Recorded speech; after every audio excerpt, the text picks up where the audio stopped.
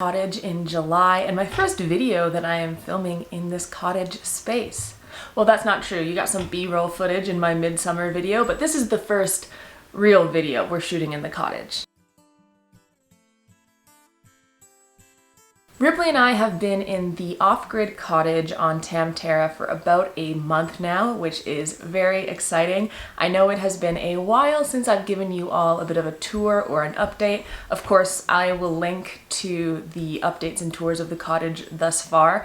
There is still more work to be done. As always, we have the entire kitchen area to set up still. That includes a sink and counters and shelving, as well as painting a ceiling, and the list kind of always goes on. But it has been so lovely for Ripley and I to be out here. We sleep out here every night. There is my clothes, all of my belongings. I'm fully moved in. I've just been cooking in the main house still. Being in the off-grid cottage for about a month has brought to my attention real quick, especially because I have a very large dog and a very tiny cottage, that I'm going to need to get myself some non-toxic, environmentally friendly cleaning products. Of course, it sends me down a rabbit hole on the internet of YouTube videos and Pinterest recipes and just researching. Today I'm going to be sharing with you and creating for the first time 2 non-toxic cleaning products. It is an incredible time of year on the homestead to be creating lotions and potions, whether that's skincare or cleaning products, because there's so many powerful herbs and medicinal plants available on the property to be infused into these creations, as well as it being a really good time and opportunity to use up the stores of dried goods or already infused oils that I might have on hand in order to make space for fresh herbs, fresh infusions, and all of my kind of restock of my medicinal and magical herbal cabinet and apothecary. The first non-toxic cleaning product we're going to tackle today is a dish soap. The active ingredients that make this non-toxic but also effective would be Castile soap as well as borax. Now, of course, you can use washing soda instead of borax, but I have borax on hand as we use it for other things on the homestead, so that's what I'll be using today. We'll also be mixing in water and 15 to 20 drops of essential oils of your choice. I think a really cool thing about getting into creating, whether it's DIY body products or household cleaning products, is that once you get a good stock of these ingredients and these supplies, they can really be transferable across many products. The ingredients for our Castile dish soap would be Castile soap, borax, essential oils of your choice, and distilled water. This is one of the most exciting and great things about making your own cleaning products, is they're incredibly simple. You don't need 30,000 ingredients that you can't pronounce. Everything you see on this table is all that you need to get the job done. There are recipes all over Pinterest and the internet for you to make your own dish soap. I will leave the measurements in the description below if you'd like to do what I'm doing.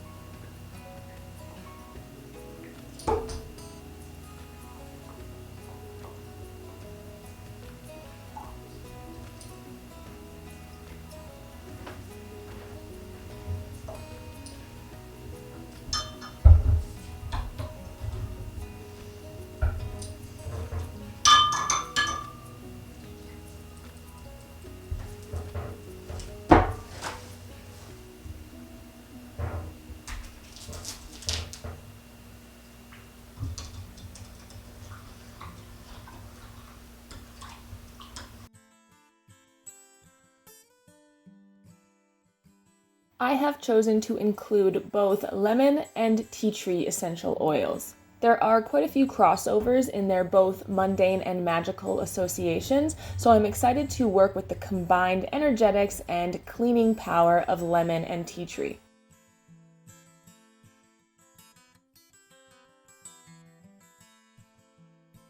On the mundane level, both lemon and tea tree are antiviral, antibacterial, and antimicrobial, perfect for a dish soap. For me, the smell of lemon and tea tree personally just reminds me of a clean home, clean dishes, probably due to the use of them in conventional cleaning products.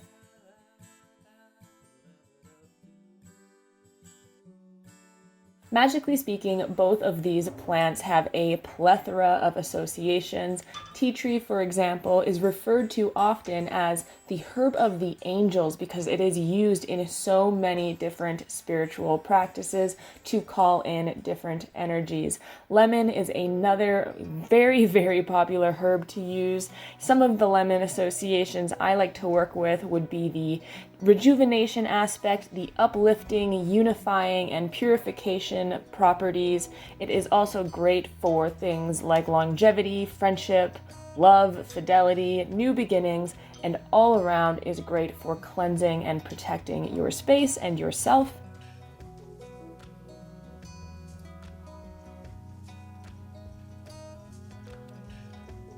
In some stories and folklore, tea tree has also been called liquid sunshine, so it really doubles down on that uplifting, purifying, and cleansing energy for this soap. There you go, 4 ingredients and some water, and you got yourself dish soap. So you definitely saw me spill too much borax in there and add additional water a little later on to get all of that borax into the jar. All of the recipes I found online, the numbers varied quite a bit, and it was not an exact science, which is why I feel pretty confident that my little slip with the borax and adding some water to help balance that out is totally fine. I'm just going to record exactly what I did with this, i.e. make a YouTube video, and that way I'll be able to know if I need more Castile soap, less borax, etc. down the road.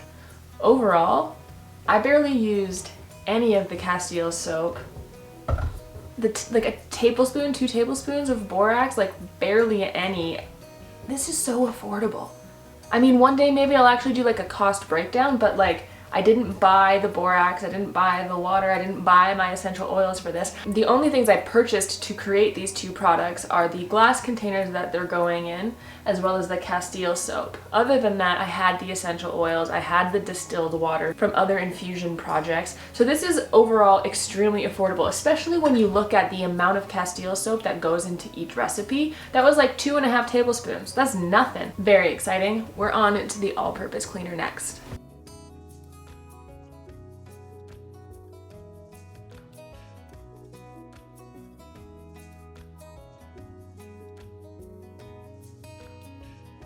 For the all-purpose cleaner, I'm actually going to mix it directly into the spray bottle.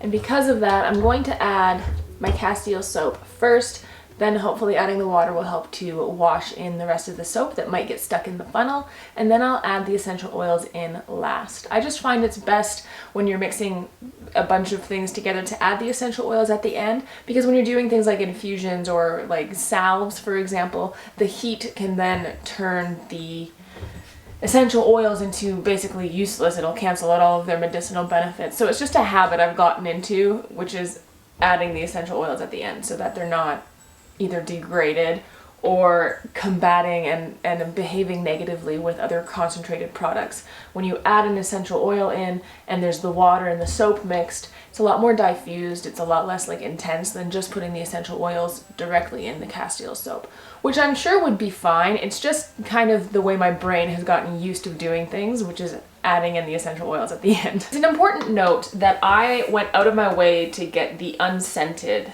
Castile soap from Dr. Bronner's intentionally so that I could use and work with and incorporate whatever essential oils I saw fit to. This allows me to use the same soap for multiple products as you're seeing me do here today, but also allowing me to capitalize off of the benefits of specific essential oils like lemon and tea tree. And for this all-purpose cleaner, I'm actually using thieves oil.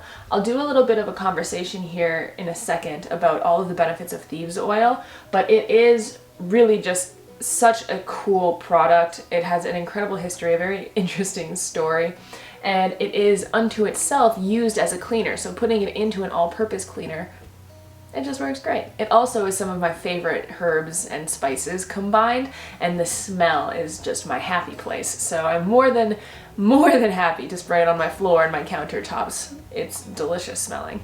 So we're going to need 1/4 cup Castile soap, and I'm going to add it straight in.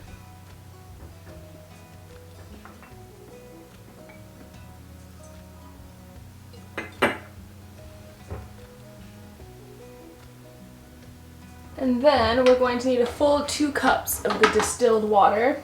I'm gonna rinse this off while I do this,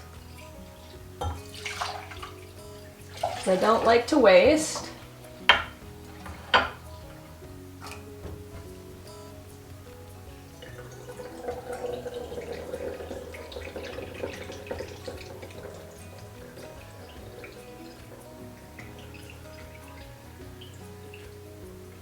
Oh, I hope my bottle's big enough.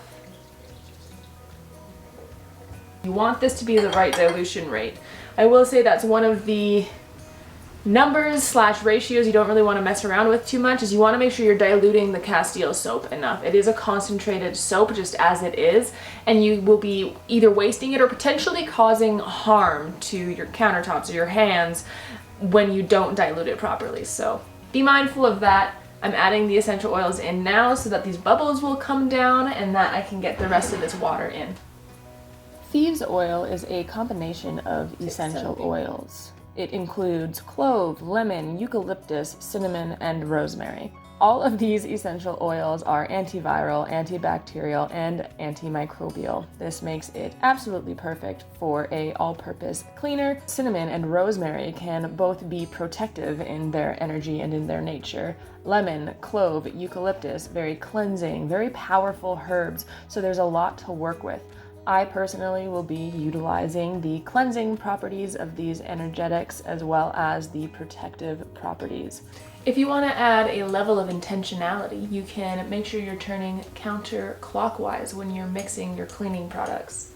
This is because in witchcraft or paganism, for example, anything that falls under the craft umbrella, stirring things counterclockwise or folding paper away from you implies that you're actually getting rid of something. You're sending something away. You're cleansing, clearing, releasing that sort of negative energy or dirt or experience or whatever it may be.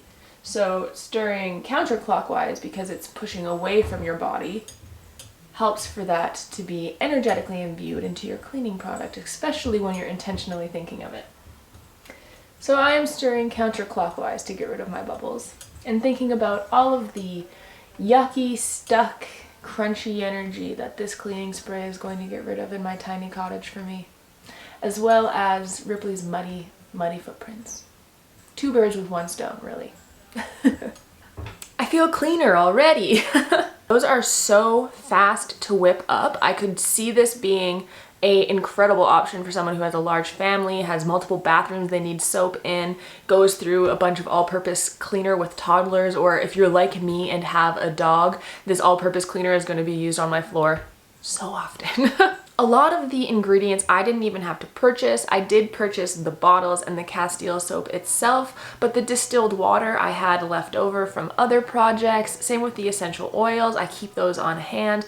This is definitely an approachable first time attempt for the non-toxic cleaning products, and I'm really excited for the step towards being a conscientious land steward and good to the environment that supports me. So that's something that's really important to me and is partially why I've chosen to live in an off-grid cottage. So to have this next step towards being able to clean my off-grid cottage and still be in alignment with my values and take care of the land is really exciting.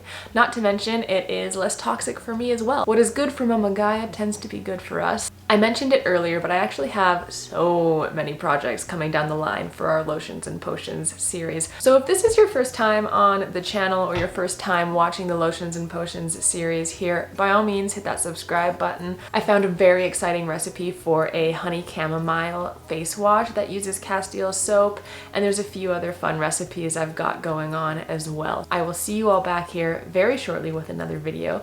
Thank you so much for joining me. May the force be with you. Bye-bye for now.